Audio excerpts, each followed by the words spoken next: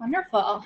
Maybe we can give it just a couple seconds to let people trickle in, and then I can get started.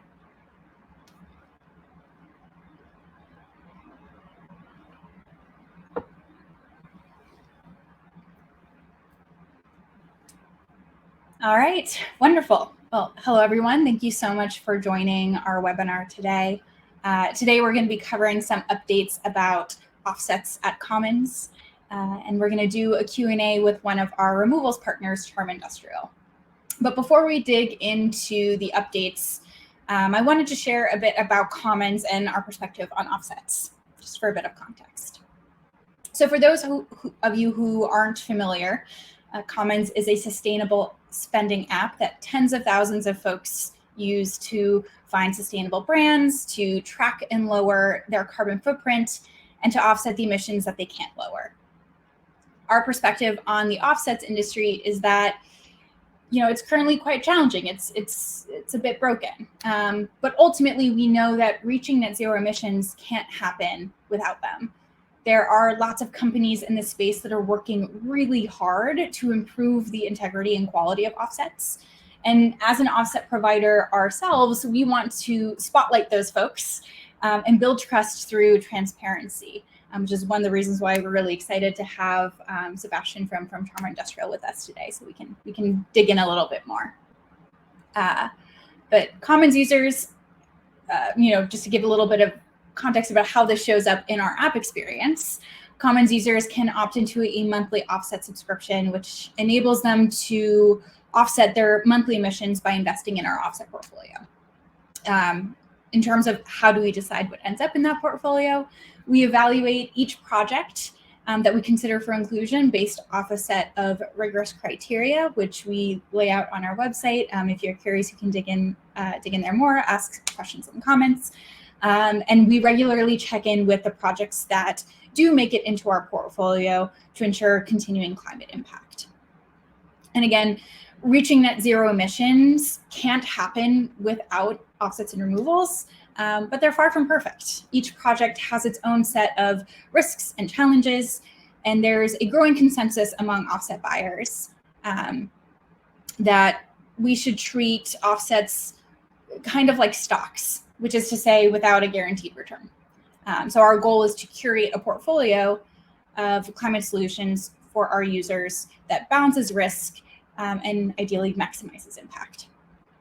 Since April of 2021, the Commons community has purchased over 62,000 tons of carbon offsets, which is an impact equivalent to taking nearly 14,000 cars off of the road for 1 year, which is pretty exciting to see, and I think is a great example of kind of harnessing the collective power of the Commons community and the type of impact we can have when we are participating together.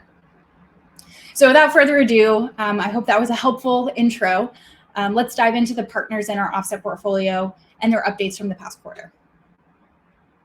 So high level, the Commons offset portfolio includes projects from 5 different partners, which I'm going to run through right now.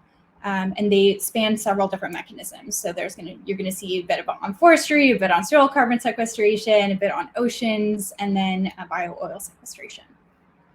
So the first project that's up is Running Tide.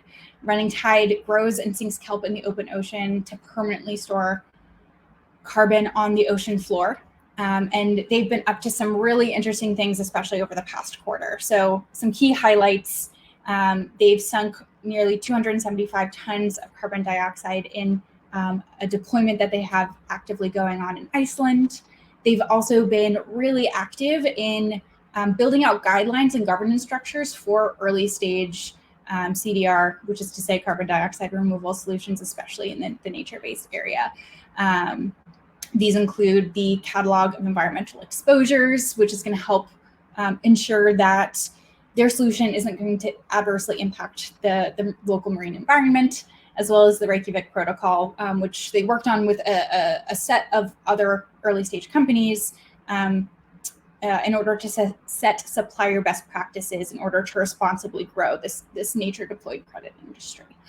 So super exciting to see. They've been doing a lot of really wonderful thought leadership there. Next up, we have Pachama. So Pachama is one of our forestry partners. They verify and monitor forest carbon offset projects using satellite imagery and machine learning. And through Pachama, we support 2 different projects.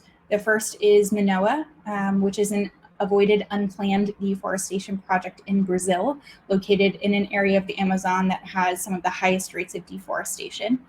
One of the wonderful things about these projects is they don't only help avoid carbon emissions, but they're also an opportunity to support biodiversity studies and other kind of scientific and biodiversity and community efforts. And so this past quarter, they saw the conclusion of one biodiversity study and the continuation of that effort in the form of a new biodiversity study, which is really exciting to see. The second project we support with Pachama is Borneo peatlands, which is an avoided planned deforestation project in Indonesia. So it's protecting one of the largest intact peat swamps in the area from conversion into timber plantations.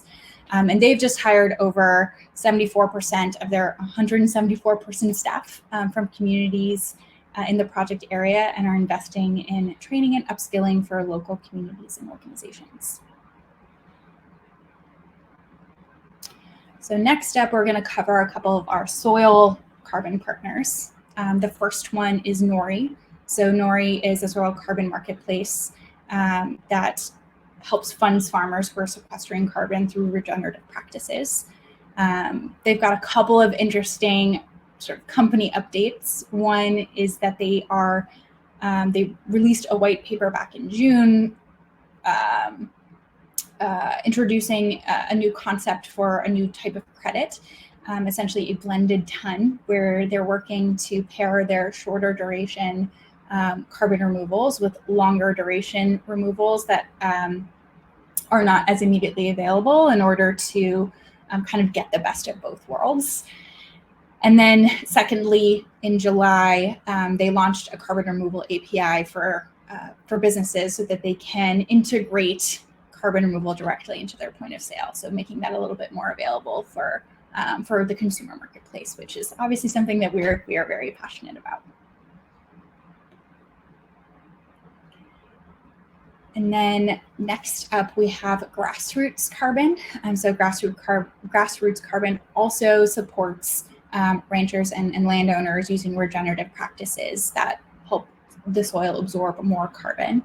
And so here, once again, Grassroots Carbon was also involved in that effort, the Reykjavik Protocol. So it was one of the 40+ founding signatories of that protocol, again, establishing best practices for nature-deployed environmental credits. And secondly, they have introduced regenerative land management practices on farms in Nestle supply chain, which obviously is quite extensive. And so they're going to measure the enhanced soil health and reduced emissions over the next 15-year period. So it's a really exciting effort to see that these practices are getting integrated in such a meaningful way. This was a very quick high level of a number of our partners. I do want to highlight that we have a slightly more in-depth version of these updates available on our blog. And if you subscribe to our email newsletter, you should have received a little bit of a deeper dive here. And also importantly, you can subscribe to our LinkedIn newsletter, where after this webinar, we're going to be sharing out the full rundown in greater detail later today. So definitely stay tuned for that. Make sure you're subscribed to our newsletter so that we can get even more, you can kind of access those deeper insights. So next up, I'm very excited to highlight one of our partners, Charm Industrial. And again, we have Sebastian with us from Charm, who I will let him, I'm sure he can do a much better job of introducing himself and Charm and some of their updates than I can. So with that, I'm really excited to welcome Sebastian on screen with us. And Sebastian, how about you just kick it off, introduce yourself, introduce Charm, tell us a little bit about you guys. Yeah, perfect. Thanks, Sophie. Really appreciate you all having us on. We've enjoyed working with Commons for now a couple of years. So as the screen says, Charm Industrial does carbon removal via bio-oil sequestration. We take plant residues, we cook it up in a form that's called pyrolysis, and then we sequester that in geological storage, often old oil infrastructure. I actually have some bio-oil right with me right here so that everybody can kind of see this. This actually kind of smells and acts very similar to bio-oil or to barbecue sauce, which we also have some as well. If anybody on the call is ever in the San Francisco or Denver area, that's where we primarily have our offices. And we have lots of information and actual hardware to show. And we operate right now around the US with plans to expand globally as we get closer to 2030. Wonderful. Fantastic.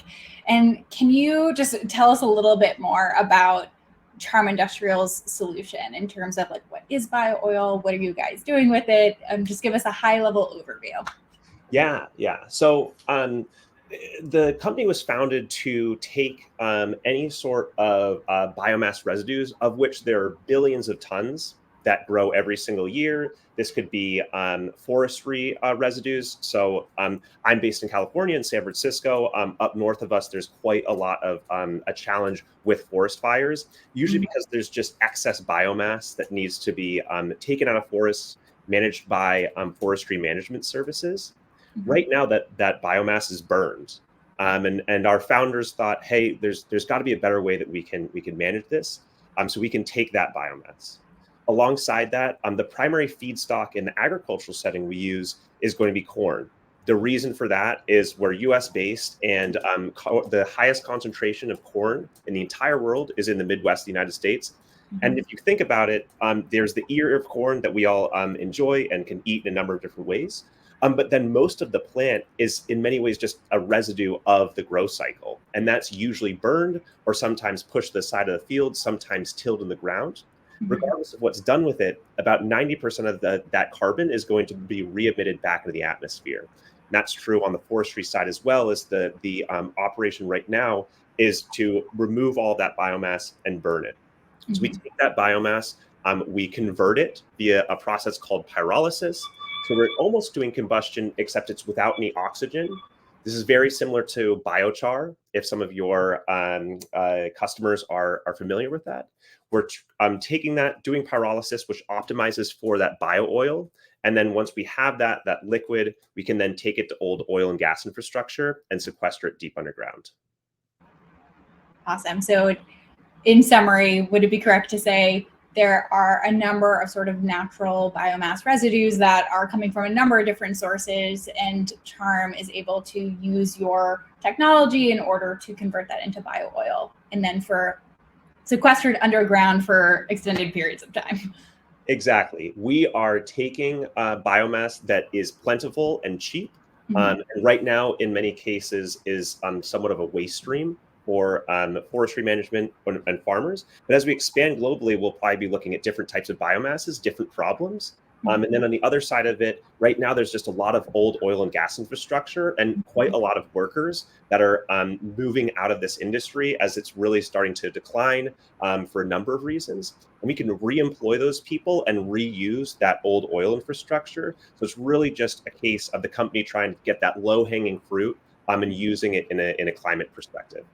Awesome. That's super helpful context. And I think there was a couple pieces here that I'd love to double click on, especially in the context of updates from this past quarter. So I know the first piece, you're talking a little bit about wildfire prevention, the efforts that go into there, and some of the residues, the biomass that is generated in those prevention efforts. And from my understanding, I think this is a bit of a new avenue for Charm in terms of where you're sourcing that biomass from. I'm wondering if you could tell us a little bit about that work, that partnership, and the progress you guys have made over the past quarter or so. Yeah, you are absolutely correct. We started working in the Midwest a couple of years ago, sourcing biomass primarily in the agricultural setting. But we found we're based in California. That's where a lot of our engineering work happens. That there's quite a lot of this forestry slash that right now is burned. And so we were approached by a couple of different organizations saying, hey, we have so much of this excess biomass. We're really trying to figure out some way to do it. And the local communities really are not too appreciative when we have burn days of all of this excess biomass to make sure that it doesn't impact a forest fire and create even more of a problem. Could you help us out? And so that's where this process began almost about a year ago at this point. We finally got everything finalized, and we're about 2 hours north of San Francisco at a site where most of this biomass is brought to and then burned. And instead, we did a pilot process where we processed it and then turned it into bio-oil so that we could sequester it rather than re-emitting that CO2 back in the atmosphere. That's an exciting pathway and one that we'll probably continue to pursue. And in fact, we have another nonprofit that's approached us to do a similar work in Q1 of next year. But then again, we'll also be looking at lots of different ways that we can be processing biomass where it's most effective in the climate and the communities that we operate in. Wonderful. And is that an effort that's going to be largely focused in California, or does this have applications more broadly? So California, because we have a pretty significant operation in Colorado, we'll be operating there. But we are investigating a number of different avenues around the United States. So nothing's set in stone right now. But again, when somebody comes with us with quite a challenge that's impacting a local community, we usually put it up at the top of our list. And right now, that's a few that are coming down the pipeline for next year with nonprofits in California and Colorado.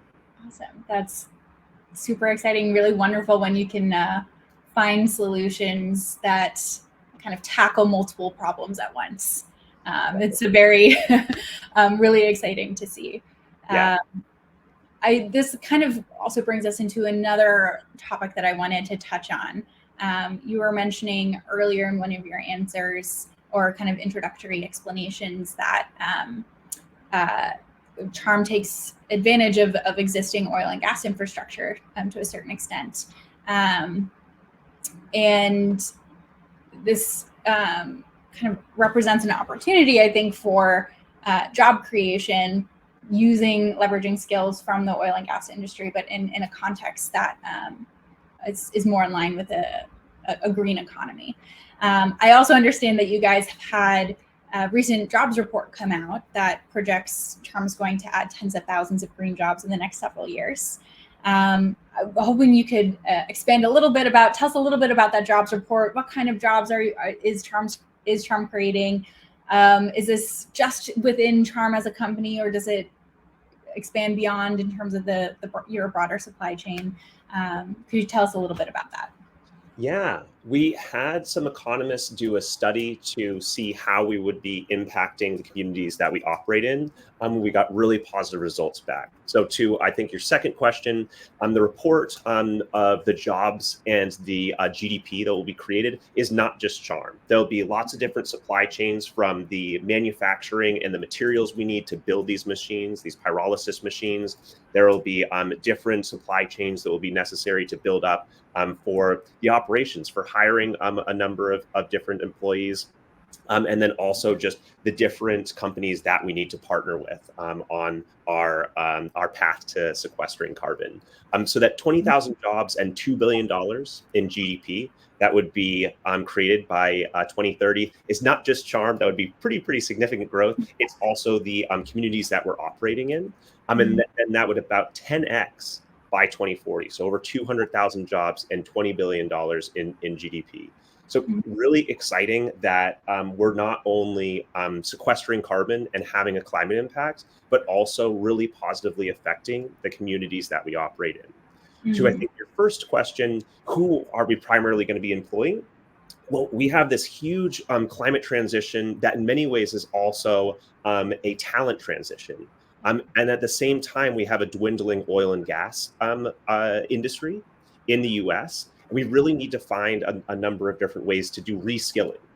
Charm feels that we don't really need, in many cases, to reskill these workers. We can just transform what they're doing from removing, taking oil back from underground and putting it back underground in the process of bio-oil sequestration.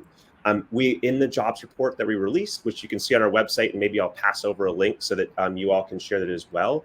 We share the story of 3 of our employees who used to come from the oil and gas industry or also from other energy industries, and how they've made the transition over to Charm and doing that process in reverse. So really looking to have quite a lot of impact in the local communities we operate in oil and gas communities, turning that from a oil extraction to an oil injection operation, and then also being able to positively impact the supply chains that we're working with. Wonderful. That's again really interesting, really exciting to hear. Could you tell us a little bit more about that supply chain? So help us kind of envision. You pointed out some of the skills that are transferable from the injection side of things. I'm wondering if you could paint just a little bit of a picture of what does your broader supply chain look like? Are we talking about like farmers? Are we talking like what kinds of jobs are sort of more broadly impacted here? Yeah, definitely. So rural communities on the beginning of the supply chain, rural communities, whether that is more in a forestry setting and working more with like forestry management, spinning up more jobs to understand kind of how we're impacting forests, where we need to do removal of excess biomass and that sort of thing. Working very closely with farmers. So being able to understand exactly how much biomass we should be leaving on the field, taking off from the field, exactly how we're getting that biomass from the field to our machines. They're mobile, so the hope is to be as close to where the biomass is grown as possible. But of course, we're going to need some help getting that biomass and then processing it as well. So a lot of operators. Charm is a relatively small company. We're under 100 employees, but 10 of us are operators actually working on these machines day in and day out. And so we're going to really need to expand that and then have a supporting cast around that operation. So that's everything from local hotels who are very, very nice with us as we were operating 2 hours north of California, local communities that are providing food and drinks and everything that we need to keep our team working efficiently and effectively. So that's kind of the middle side of the supply chain. And then, of course, as we've mentioned, the oil and gas side of things, where we're injecting that oil rather than extracting it, is a pretty plug and play in terms of getting employees up and running. But then we do need a supply chain there of getting pumps or something like that to inject the bio oil, having different people to make sure that that bio oil is staying underground, that there's no impacts to, say, the formation deep underground. That's usually going to be like from a geologist perspective, of which we have one of our stories, and my desk neighbor is our geologist, Jen, which you can read and see a video of on our website. So it really becomes a very long and wide supply chain doing these carbon negative activities, but we're quite excited about it. Awesome. Wonderful. I'm cognizant we've only got a few minutes left, so I think we've got a question from one of our viewers. And so I think we can turn to that question. Neha asks, is compost considered biomass? So is that a stream that you guys have considered before? Tell us a little bit more. Yeah, a compost has so many benefits, of which we have one that's similar.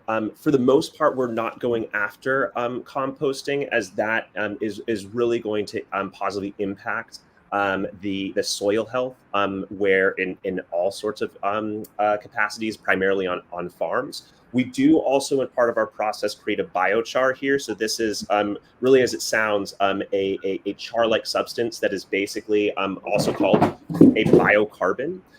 So basically just the carbon left in biomass that acts pretty similar to a compost. So we're not really going after any sort of composting operations. There is just so much biomass, over 1.5 billion tons of biomass residues just from a couple of different main crops, corn being one of them, around the world.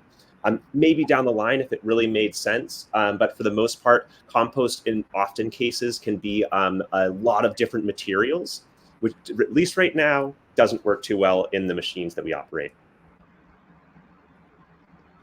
Wonderful. Oh, we've got one other question from Amaya. what are the climate implications of injecting bio-oil? How does it affect the soil, geology, et cetera?